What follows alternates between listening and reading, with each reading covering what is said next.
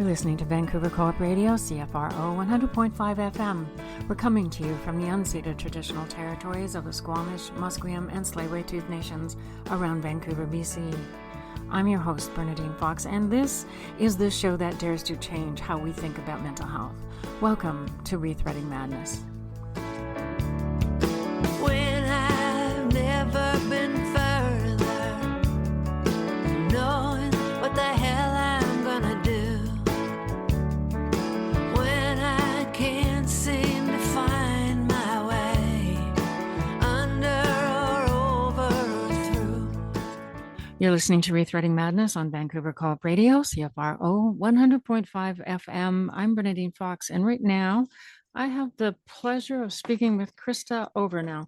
Christa, did I say your last name properly? Pretty close, but most folks want to put an R in it. It's actually Ovenell. Ovenell, I'm so sorry. That's okay. So, Christa, tell folks what you do, because what you do is actually unusual to just run across somebody who does the work you do. So tell them, what is it? Absolutely, sure. So I'm a licensed funeral director and an embalmer, but I'm also an end-of-life doula. And end-of-life doulas work in a really large variety of ways. We are an unlicensed profession, but we're an ancient trade. This has been happening forever, and it's only sort of recently, maybe in the last 15 or 20 years, kind of, I'll put it in quotes, kind of professionalized. There's nothing inherently wrong with a lack of certification or external accreditation at all. But I just do like to point out the fact that it is an unregulated, unlicensed profession. And so if you meet one end-of-life doula or death doula, you know exactly what that end-of-life doula does. You don't necessarily know what all end-of-life doulas do. And I think that's really important to know, because unlike something like my licensed profession as a funeral director and embalmer, where I have a very, very strict sort of list of things that I can do and that I cannot do and whatnot, it's different in the end-of-life doula space. A lot of people think of end-of-life doulas as people who sit at the very end of life with people and sort of guide or vigil with them. And that is absolutely an aspect of the work of an end-of-life doula or a death doula, but it is not the only work that happens. Many doulas, myself, I'm an educating doula. I work a lot in the advanced care planning space. I work in the death education space because I have a history in education, and so it's quite natural for me. A lot of people do legacy work or help people with sort of meaning making and help people with things like the ceremonial aspects of after death practices. So it's a very, very wide umbrella, and I'm, you can get me started on that topic and we'll never talk about anything else. So it's probably best not to go too much deeper there. Well, I think that, I think we still live in a country that most people are afraid of dying and afraid of death. And the idea of somebody being, that is their profession, that you work around death day in and day out, is unusual for people. Do you still find that people are still afraid of death here? Yeah, I think that culturally we tend to be we tend to be pretty disconnected from our mortality, and there are many reasons for that, many very deeply rooted systemic reasons for that. There's also some historical stuff, like around 100-ish, 150 years ago, I guess, was really when there was the kind of the rise of the funeral home, the funeral parlors, they used to be called. So this new profession, if you will, emerged, and funeral homes were a big part of why death stopped happening at home.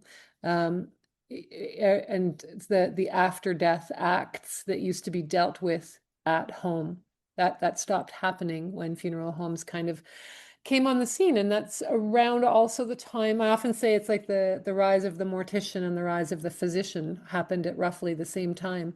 And so we started dying in hospital settings and in more institutionalized settings, and we became less and less familiar with what dying looks like and Mhm.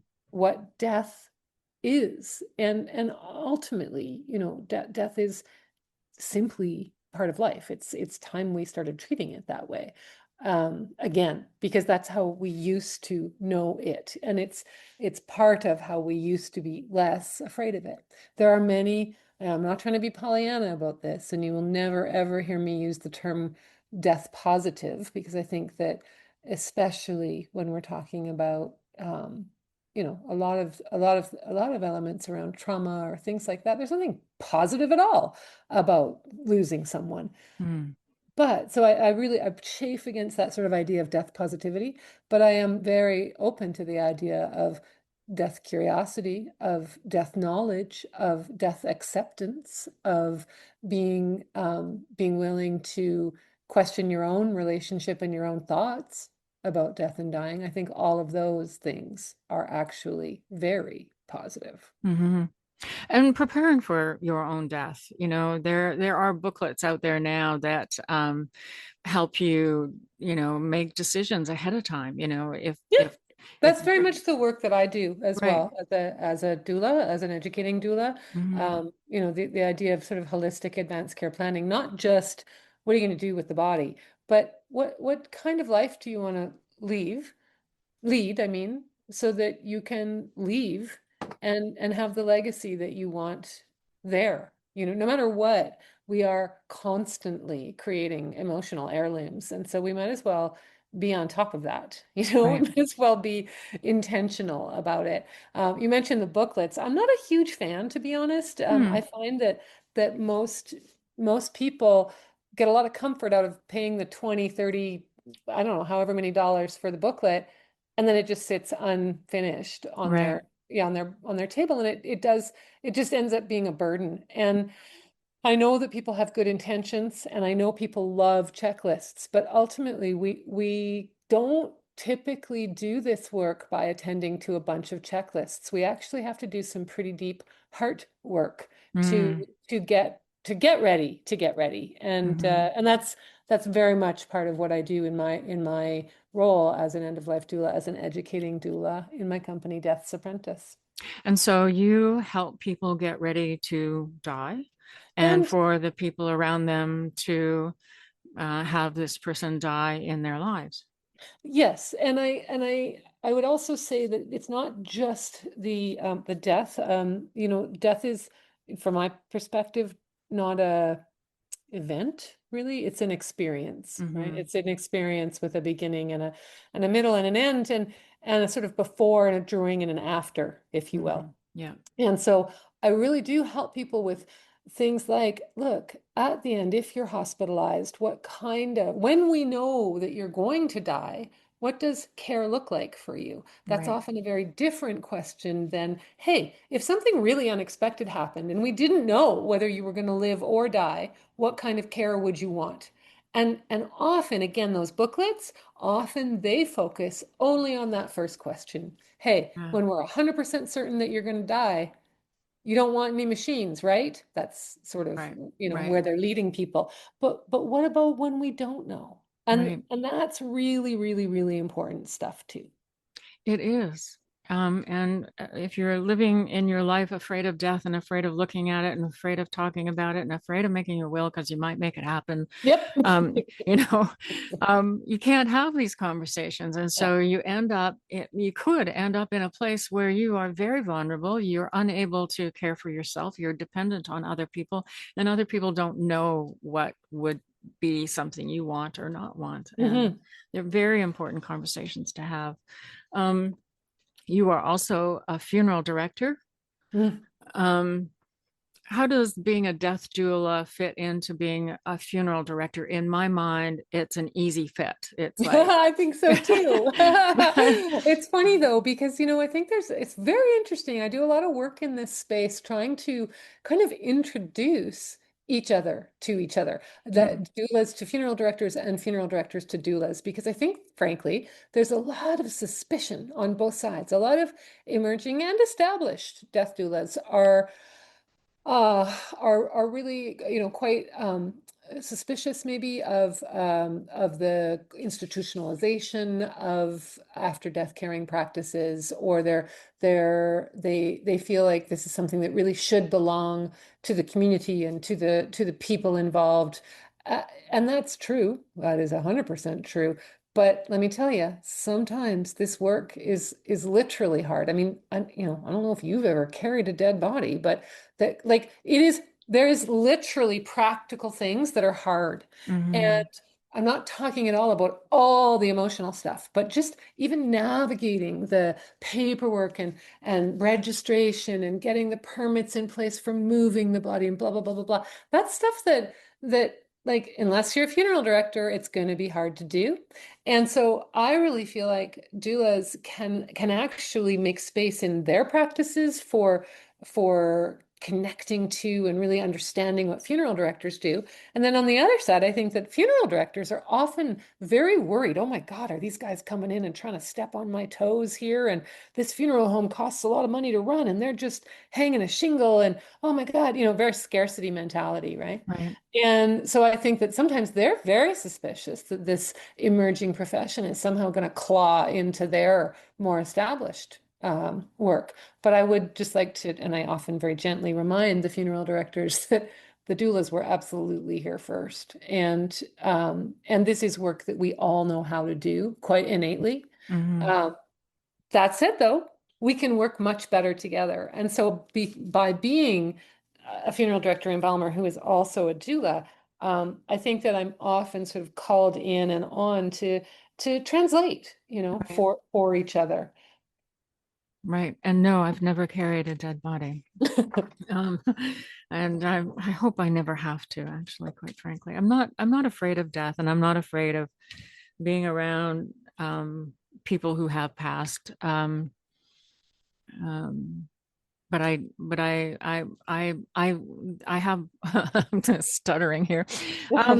I know that I could not be a death doula because I cry at every funeral, even if I don't know the people, and I sob loudly, and Yes. um, and I don't really want to carry a dead body or to that degree. So even the Well, whole there you go. notion So, of dressing and cleaning, all of those things that go as a part of that can be a part of the death doula process is helping families do that. I don't want to. So no, and good because you don't need to. no, But I think that one of the most important things that, frankly, anybody in any aspect of the death caring profession can do is help people get more comfortable right. thinking about, talking about, planning, preparing for ultimately it is life's only certainty, right? Hmm.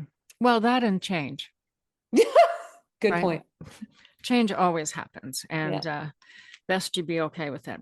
Best to be Um, okay. um, so how long have you been a funeral director? 2018. So we're 2026 now, 8 years. Wow. And are you still enjoying it? I remember talking to you at one point, and this was sort of not something you started out as a young 20-year-old wanting to do. This was No, something that came about in your my older 40s. years, in your Yeah. 40s. Yeah. So, that's probably not older years, sorry. So what made you change? What happened that you went, what were you doing before? So I've had a sort of three acts in my professional career. The first I was in hospitality, and I worked in front of house for a long, long time. And I don't know, we're both of an age where we can remember that book, Everything I Needed to Know I Learned in Kindergarten. Do you Yeah, remember that book? yeah, Yeah. yeah. Well, I think that everything I've ever needed to know I learned in hospitality and Mm, service, and I carry that with me all the way through. But when I had my children and they were very young, I uh, I really couldn't stand working when everybody else was playing. And so I actually moved into education for a number of years. So sort of 15 years in hospitality, 15 years in education. And yeah. now I should have roughly around 15 years. I'm about getting close to halfway through that though, Yep. in this field. And so I moved from education into this field with an intention of sort of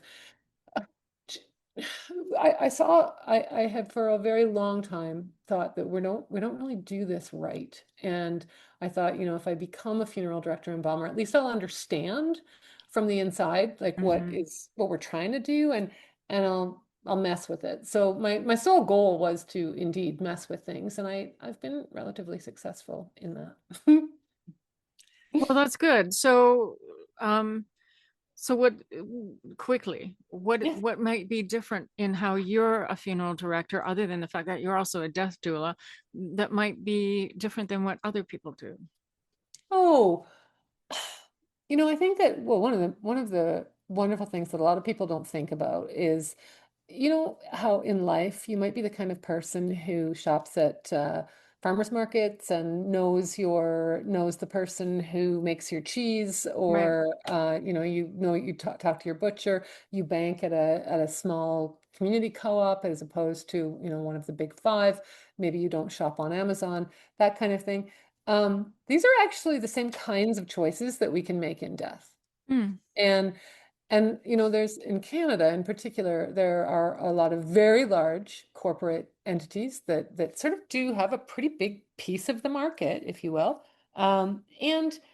And I think that just as you might ask, oh, where am I investing my stocks? Where am I buying my office paper?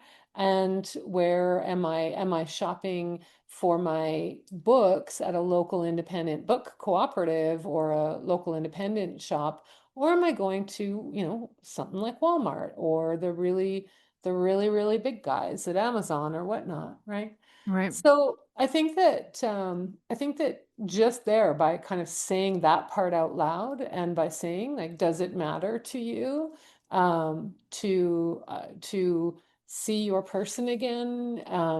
Is there uh, are we looking at 1-800 box and burn? 1-800 might not, 1-800 might sorry. not get the ashes back. Like a lot of people, because we are so disconnected from Right, after death caring practices, we often just go in thinking, you know what, I want the very cheapest thing. right, And and it does the cheapest thing actually bring us the peace and closure and comfort? Not always. Sometimes, yes, 100%. I'm not here to tell you to spend more. I am here to say, you know what? It is much cheaper to literally keep someone in the bag that they come in from the morgue at the hospital and just do a quick check to make sure there's not a pacemaker. Put that still bagged, uncleaned, um, properly processed and whatnot, so we know who it is and everything. And take that, put them into a cardboard box, and put them into the retort. Yeah, that's a pretty cheap and relatively easy thing to do. However, taking that person out, bathing, cleaning them, dressing them in clothes that the family brought because it's how they want to think of their person as they go to their, to their final disposition. Maybe even seeing your person again one more time in a community setting, or at home, or perhaps in a church or a funeral home, if that's what you want. Um, that as soon as you start doing something like that, well, that is going to cost a little more. But mhm, what is that cost?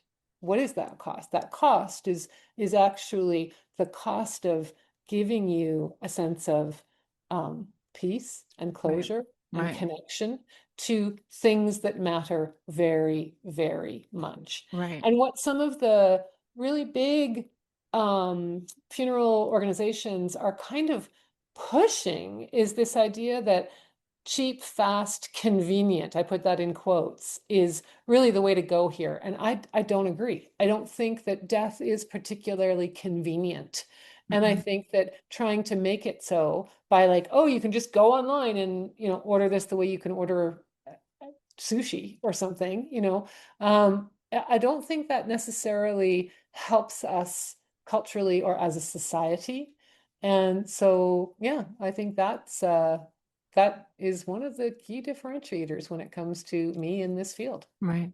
And of course, we're here to talk about mental health and how this all fits in. And, you know, it is one thing for this, is what I kind of think about is it's one thing for me to be able to choose what I want. And mine might be the bag unclean, throw it in the retort. But I'm not the one processing my death, Yes, yes. right? And So a so, big thing there, you've just hit it on the head, is that, what I hear all the time is, I don't care, I'll be dead. right. Yes, yes, but you're Yeah. also not a monster. No. And so you'll be dead. You're right. It does not matter.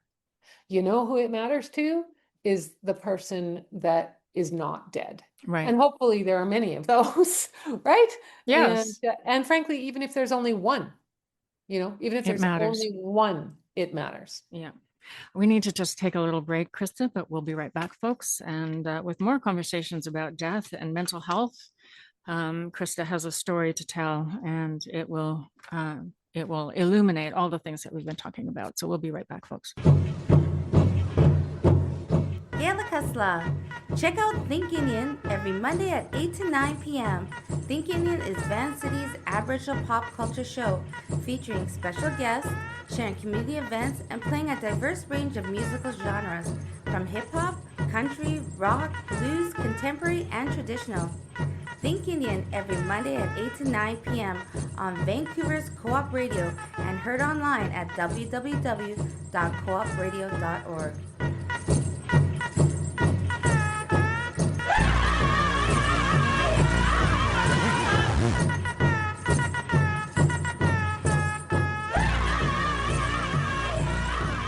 You're listening to ReThreading Madness on Vancouver Co-op Radio, CFRO 100.5 FM. I'm Berni Fox, and I'm speaking with Christa Ovenell. Krista, we've been talking about death, and I do know that lots of people don't like this topic, but it is an important topic to have conversations about because death impacts on us. And we were talking about how death impacts on the people we left behind, and you were one of those people just this last Christmas. So what Yeah. happened? Well, my mom, who was well into her 80s, and living the last number of years of her life with a deteriorating disease, she had dementia. It was quite profound by the end of her life. My mom had a stroke about 13 days before she died, and in that time, we knew that this was going to be what was going to happen. And it was very interesting because this is literally the work that I do for a living. I mean, I do a lot of work in the dementia space. I do a lot of work in the quality of life space, in the ensuring that people who live with diseases like dementia, Alzheimer's dementia, other dementias, are treated with dignity and respect at every single stage of their life, no matter whether they, quote, recognize people or can feed themselves or what have you, right? So I do all of this professionally. And then there's my own mom, and then there's my own mom dying. And I got to say that for anybody who has a complex relationship with their parents, mother, whatever, that complexity sure isn't going to get any easier when Alzheimer's kicks in. So, there's a lot there. But I definitely, at the end of my mother's life, despite our often very complex relationship, I had and have very, very profound love for her, a very profound respect. And so she had a massive, so what we knew to be a life altering stroke. And really, by the time that I saw her a couple of hours afterwards, I was like, oh, yep, this is not just life altering, this will be life ending, but when, right? And so with mom, being the stubborn little Ukrainian that she is, or that she was, it took her about 13 days, and that's a long time. We think, of how death is portrayed in the movies. Somebody sits up and says something and lies back down, and that's it, they're dead. Nope, that's not what it really looks like. And so, during the period of her sort of final decline, We were so lucky. The kids were able to fly home from where they were. Her own, so the grandkids, her children were able to come. It was as good as it gets in terms of, an end of life. Nothing sudden, nothing traumatic, no expected, blah, blah, blah. And holy crap, Bernadine, it was still so hard. And Mm, I definitely sort of defaulted into professional mode for a lot of it to just get through. right. And I think that I think that that's okay. We all have our coping mechanisms, if you Yeah, will, absolutely. right? But it was something that actually at the time I'd been doing this work for such a long time, many years by this point. And unlike a lot of people who come to the kind of work that I do through their own grief stories, I didn't. I came because I wanted to change things. Right. I didn't have a big grief story attached to this. So actually kind of encountering this parental grief and this sort of this death related loss grief, I was like, wow, this is hard. Yes. And I felt like I was moving through molasses and whatnot. Mm, My mom died about a month before Christmas, and we had her service 2 days before Christmas, and that was very right. intentional Hmm. because I really, for two reasons. One, a service was important. It's not for everyone, but for us, it was. We didn't do it in a church or a funeral home, but it was just the perfect place for her. And even at her late age, and even after all those years, there was like well over 100 people there. And so this was very important for the people that were left behind, including those of us closest to her. And I knew that people, even though it's very close to Christmas, the one thing I knew is that people can travel easier at Christmas. Like if they're coming home, they're coming home, right? Hmm. And so I was like, why don't we capitalize on that instead of pushing this through to the middle of January or something? Right. And still And, having it be difficult. and still having it be difficult. And Yeah. also by that point, I was ready. I was ready to close the year Mm, and be like done with all of those things. So yeah, so we did that, and nobody, not one person, people actually. It's a question I get a lot as a funeral director. Oh, won't it be inconvenient to have it on this particular day or at this particular time of day? And I'm always like, trust me, nobody is going to be thinking that that's an inconvenient thing. right.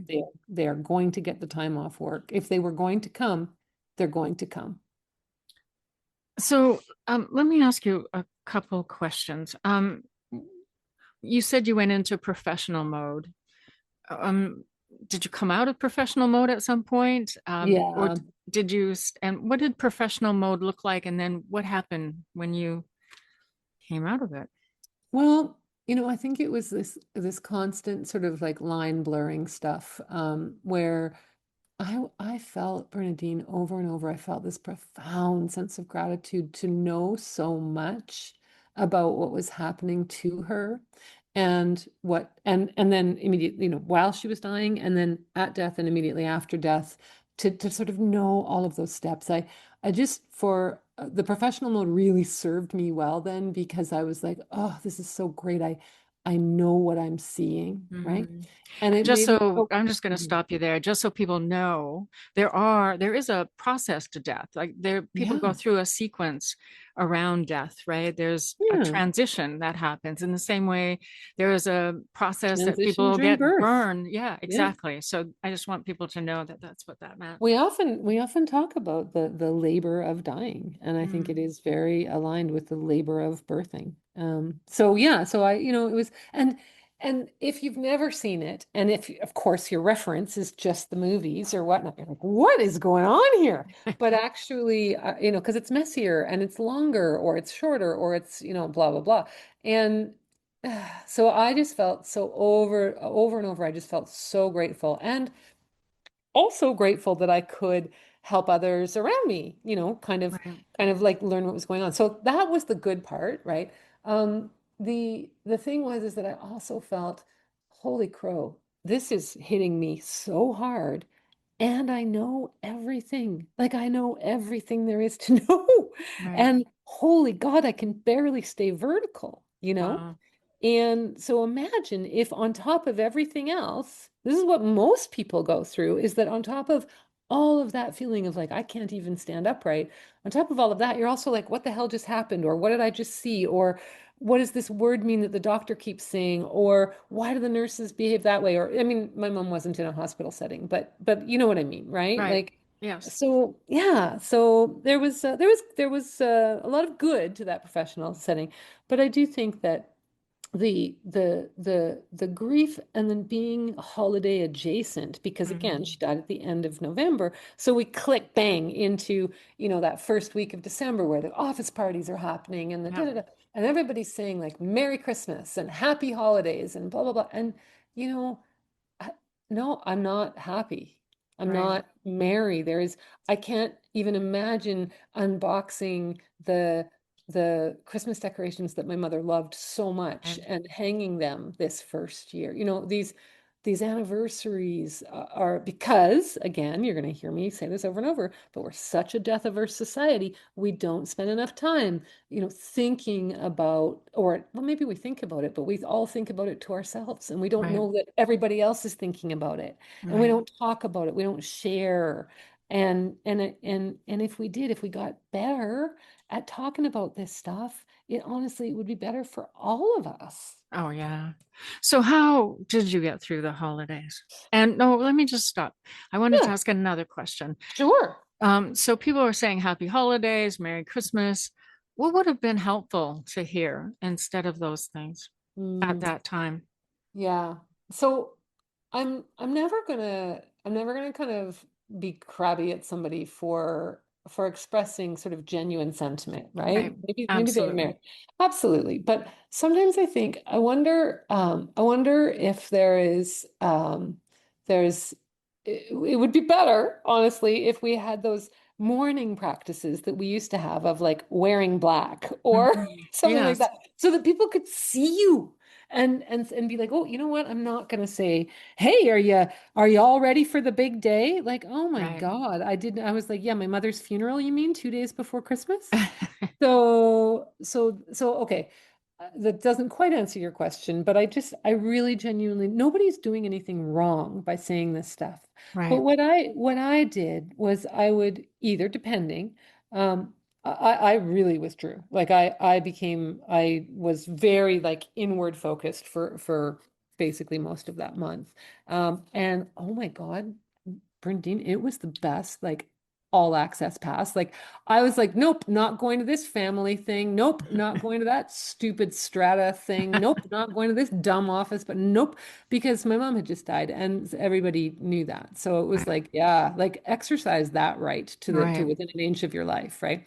Really, really pick what you want to do and who you want to be around in those times. Hmm. And I can just heartily recommend that. And then when I did have to be in this very sort of jolly, like, ugh, space, you know, I'm lucky, Bernadine, because I have a lot of coping strategies in place. But when I did have to be in those spaces, I would choose, will I tell people? Will I not? Hmm. Sometimes I just put a face on and went, Right. you know, and other times I was able to just not just not be part of it. Right. Mm, Right. mm. And so for the people around you,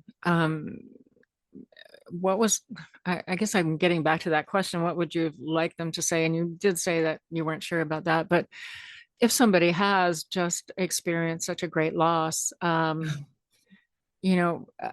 I would imagine there is some kind of social protocol that I'm probably not aware of, Yeah, and around what to do. if you're lucky enough to know that somebody has lost somebody, there's actually a couple of really key things that are like tips and tricks, if you will. One of them is like no sentence that starts with at least. Well, at least she lived a really Mm. long time, right? Yes. Well, at least it was peaceful. Well, at least it was da, da, da, da, whatever. Nope. Oh, at least you have other kids. At least whatever. No. No, no, no. So anything that starts with at least, just edit that right out. Right. Um, I think that the other thing that can be a real challenge, and is frankly probably its own radio program, would be oh, you must feel so sad Okay, Um, now I did. I will say I did, but I also said that I had there were periods of great complexity in my mother's life and in my relationship with my mother.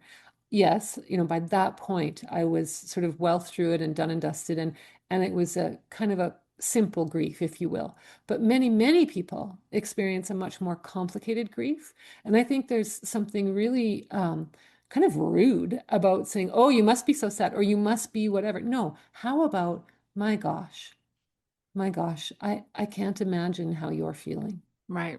Making Bec- space for that, right? Not even saying, how are you feeling? That's not a bad thing to say, but sometimes people don't even know, or they don't know if they're safe to say how they're really mhm, feeling. So mhm. something like an acknowledgement along the lines of, I can't imagine how you're feeling. I want you to know that I will just sit and be here with you, that kind of thing.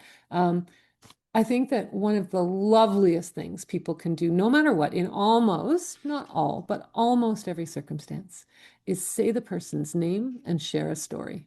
Right. So one thing I'll often do when I know someone has either just lost someone or is losing someone, and I know them, but I don't know their people. What is his name? Oh, thank you. Oh, his name was Stephen. Oh, Stephen. That's it. You know what? I'm gonna be thinking about Stephen as I go about my day today. Even something as little as that can just be an enormous gift to the people who have either lost or are losing someone. And I Well, think that, oh, sorry, go ahead. well, it's just the difference between making space for someone, whatever, wherever they are in that Mhm. process, as opposed to defining and dismissing, which Yep. is what happens when you say at least. Yep. Oh, you must. At least you must, Yep. So I think that that's a really lovely thing. And then saying things like this is why I'm so pro funeral. And I personally think, like, I'm going to reclaim the F word. Funeral is an F word now. People think that funerals are like, ugh, because they got taken over by kind of big corporate boxy funeral homes. And that's not how we need to memorialize people. But I love the word funeral, and I I use it happily and proudly. Funerals don't have to look like funerals. And one of the things that funerals can be so good at is bringing your people together, the people around you, the people who you can look out at and you can say, huh, at least in this space, they know my loss. And Mhm. then they can look at you and they know that you're seeing them and vice versa. So Right. funerals are incredible in a million different ways. I think that saying to somebody, either at a funeral or set your clock, you found out that somebody's died. Okay, in the first, especially if that person has a big circle, then in the first little while, there's going to be a lot of flurry of activity. But 2, 4, 6 weeks after, the casseroles are going to stop showing up, right? And Right. so set a clock and be like, I'm gonna text so and so, or I'm gonna give someone a call, or I'm gonna stop by. And doing so in a non-burdensome way and saying, hey, no need to reply. Like, let's say you're sending a text. Hey, no need to reply. I was just thinking of you and your mom. Love you. Right. Right? It's so different from I was just thinking of you and your mom, exclamation point. It's one extra sentence, right? Mhm. One extra sentence. Hey, no need to reply. Yeah. It Yep. just opens that space and permission, right? So I wish people would do that. And I wish that people would really feel free to say all of the things. My mom was a music teacher for 1,000 years and she was a terror. Oh my God, she made kids cry and stuff. Like Oh. it, again, complicated, right? And that there were people at her funeral who were like, yeah, yeah, your mom equal parts fear and respect, So like we Yes. heard like the whole story. Yeah. And people came to me and said, this is what my really, because no matter what, like your relationship with me is different than anybody else's relationship Absolutely. with me. And so when you go to the person who's lost somebody and you say, hey, here's a glimpse of my relationship, that's a gift in 1,000 ways. Yeah. We just need to take another little break, Krista. But hold on, folks. We'll be right back with Krista. Early morning, there's a message on my phone. It's my mother saying, darling, please come home.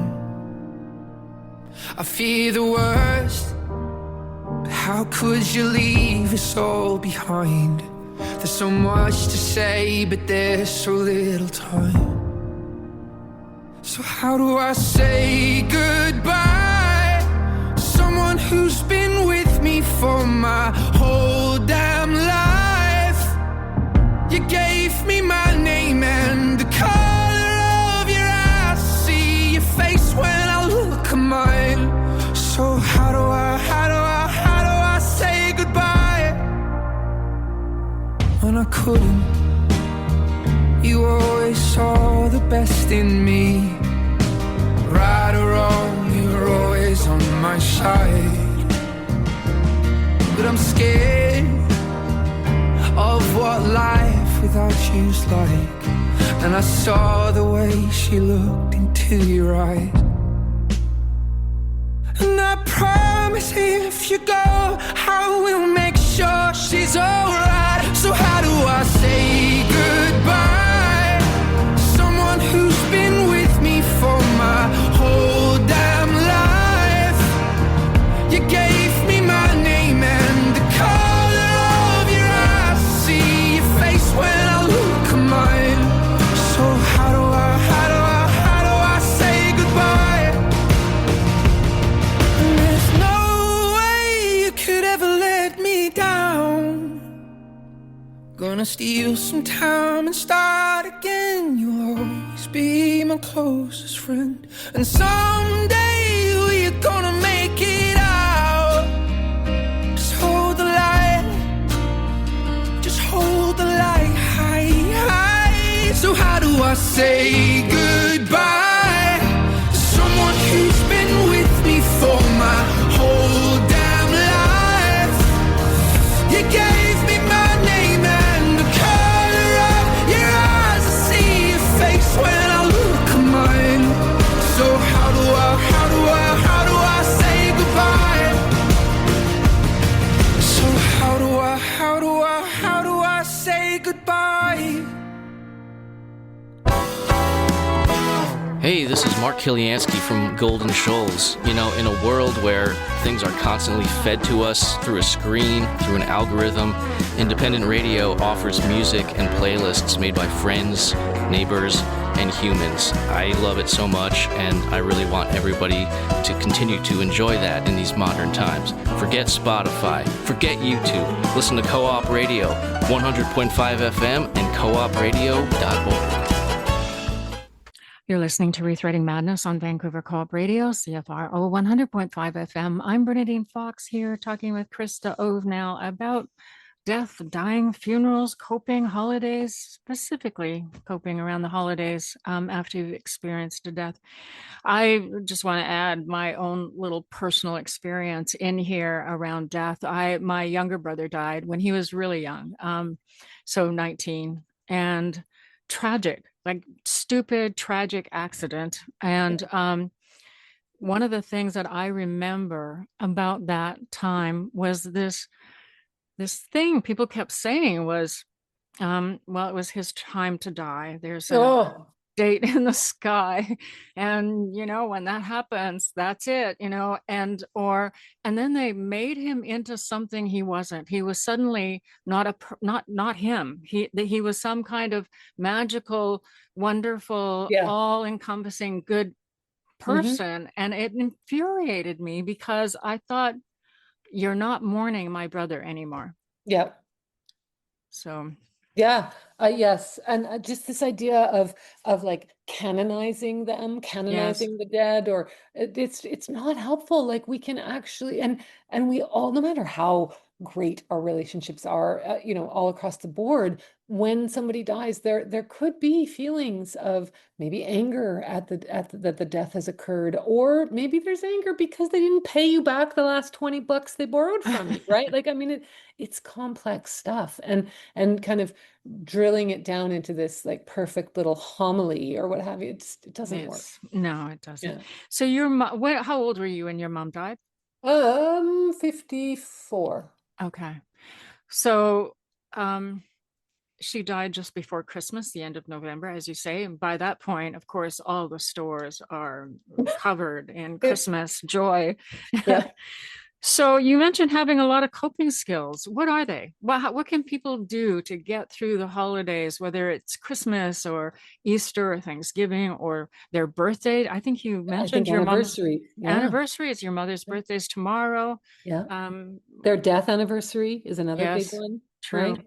So their Absolutely. birthday, their death anniversary, maybe a wedding anniversary or other special days. So all of those ones as they come up. I mean, I think that because you're so well versed in this, and it really is kind of good personal care, um, good self-care practices in any other format. They're the same at this piece, right? So doing the things that you know are good for you.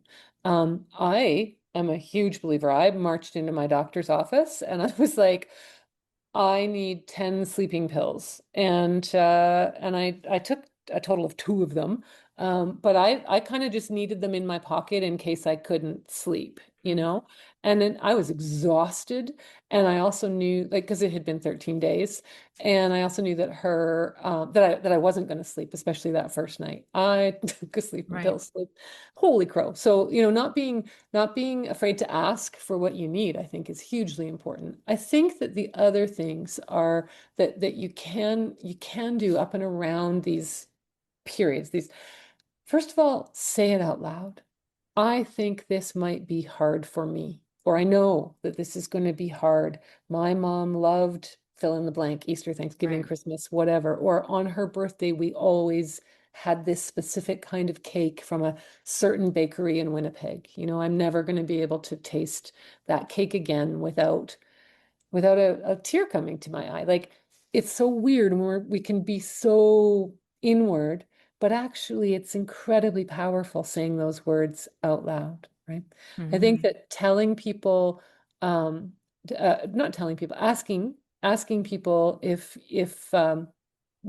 could you do this for me if you know what it is you need. But so many of us during periods of intense grief, there's sort of a fog of grief, and we don't even know what we want or need, right? So if you can, great. But remember that we are not a very grief literate society. And so I see a lot of relationships fracture around grief. And sometimes it's because the griever will kind of tell themselves stories. Oh, this person didn't show up for me. Sometimes that's true, 100%. But sometimes actually it's more like be angry at society, not at the person, because the Hmm. person didn't know how to show up, right? Right. I Right. think that And others, oh yeah, go ahead. oh, and just I think you might have said it that we don't know how to tell people Yeah, how to show up, right? yeah. We are, we don't have that literacy, and that's what you're talking about. And so many women in particular are kind of trained out of it. Like, we're not supposed to say what we need or what Mhm. we want or what is good for us. So Right.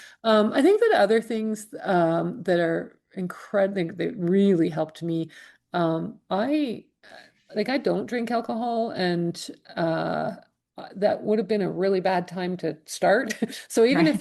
if I had a really like easy, comfortable relationship with alcohol, um, I think that even people who fall into that category, it can be pretty negative to drink around the time of like a big loss, Hmm. because it is a natural depressant. And so just kind of keeping that in mind, keeping your alcohol intake in moderation, keeping your drug intake in moderation if that's possible for you. I think that is probably going to be helpful. It will help with the things like the sleep and the da da. All the stuff. People are bringing you food because you frankly need to eat. Say thank you and put as many bites into your mouth as you possibly can. But you're in all likelihood you're not going to be able to eat a lot, right? Or Right. maybe you're going to eat a lot, and that's okay too. Get what, like, I again, my default setting is very inward facing. So like I forced myself outside. Like I forced myself. But I live in Vancouver, not far from North Vancouver, and so there's some trails that I really love and water that I really love and whatnot. So I found that very helpful. Like just being in that, being in nature sounds so cliched, but it genuinely was helpful for me.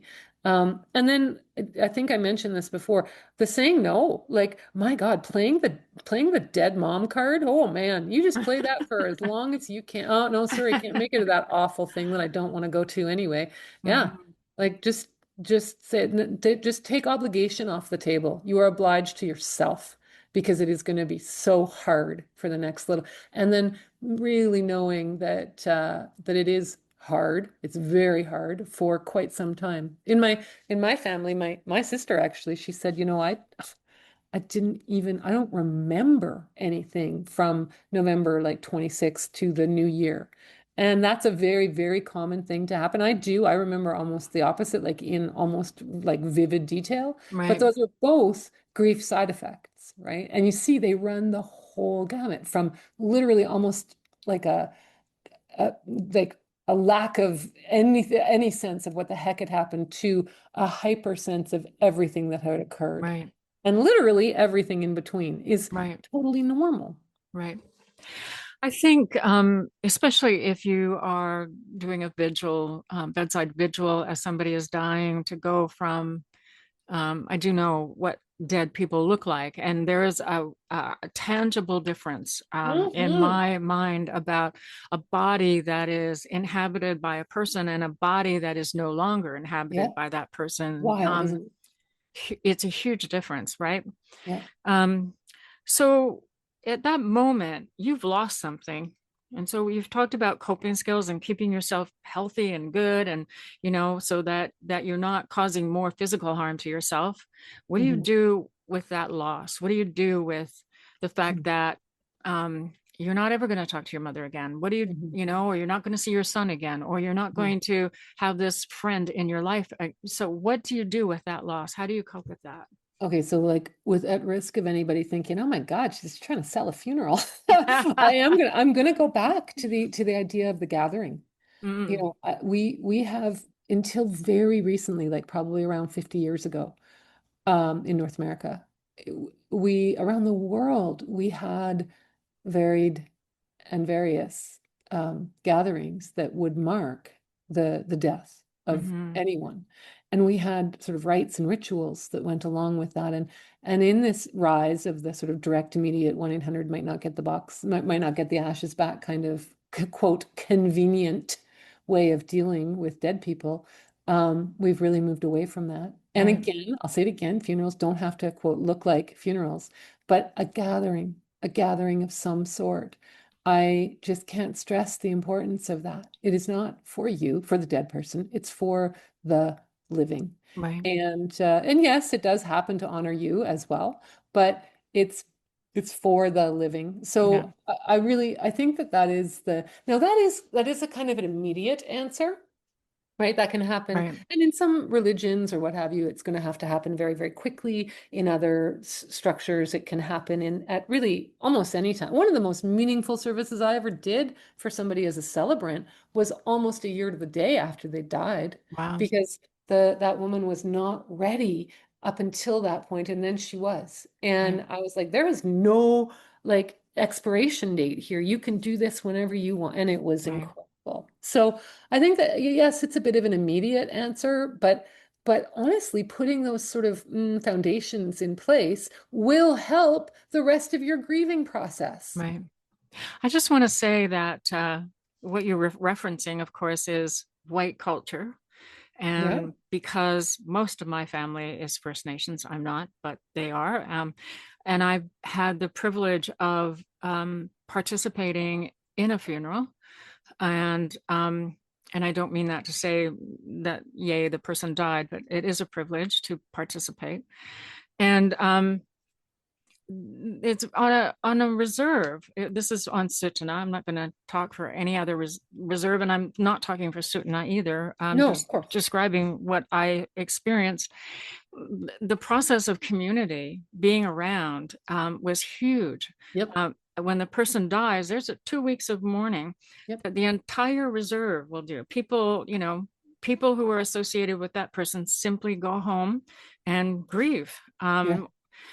People are around the family. There was a wake, and there's a lot of ceremony that happens around that person's death. So Yeah. there's drumming and singing and pipe ceremonies and other activities that happen that are all a part of this person's funeral. And it's Yeah. couple days long, I think. Anyway, so yes, white culture, we scoot people away. We don't look, we put them in coffins, we get them in, we don't, Yeah, get them in the we don't ground or touch get it. them in the retort. Like, Yeah. yeah, that's No, exactly it. And we don't touch them and we don't view them and Yeah. we don't whatever. no, And that's Sutana, not that's not, helpful. yeah. Sutana looks and sees and touches and grieves together.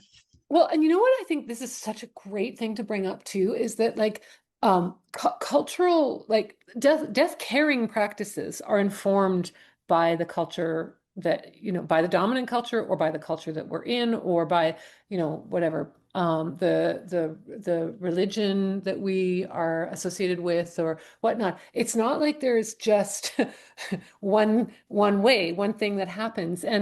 And I think that it is so critically important for people to bear that in mind because back to the grieving, right? Like for some people, for some cultures, for some groups, for some religions or whatever, it's very important to do something like, for example, rid the house of everything to do with that person within a very short period of time.